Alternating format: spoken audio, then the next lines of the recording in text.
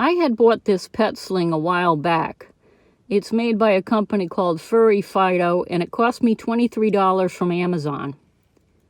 And I never really used it because it causes shoulder fatigue pretty quickly. It's too much weight on one side.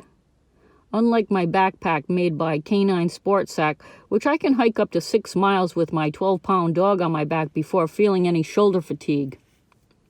But I discovered a use for this sling after my dog started barking her head off if she's in the back of the car and I'm in the driver's seat.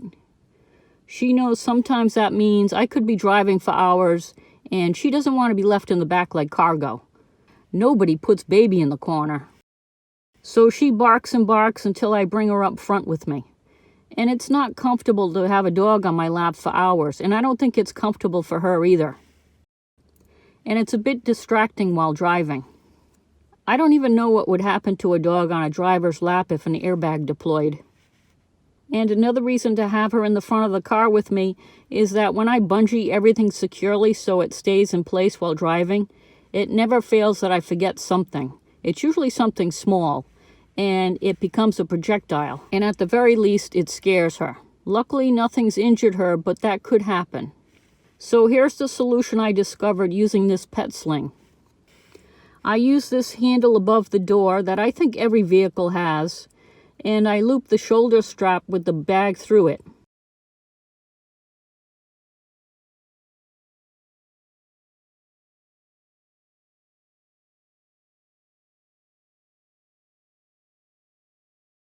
And there it is.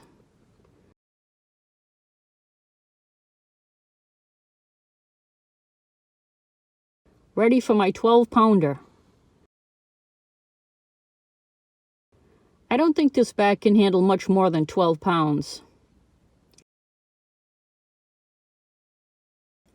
Put the puppy inside.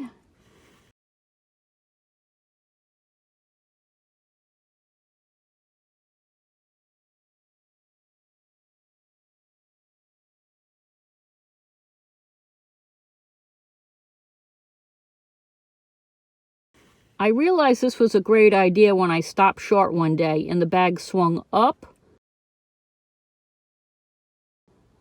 and then back, and the sling kept her safely inside. She didn't get the least bit upset about stopping short. Normally she does get easily freaked out. She can even see out the window if she wants. I can get out of the car to fill up the gas tank or whatever and don't have to worry about her jumping out behind me.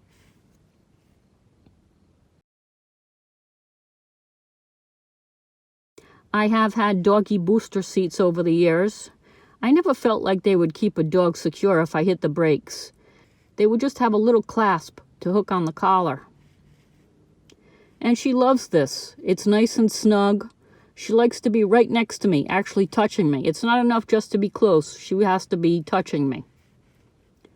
I had someone comment on one of my videos about suspending their dog in their vehicle, and I wasn't sure what they meant, but they might be doing this exact same thing already. There's not much space for a dog much bigger than she is, but I am able to drive without her being an obstruction.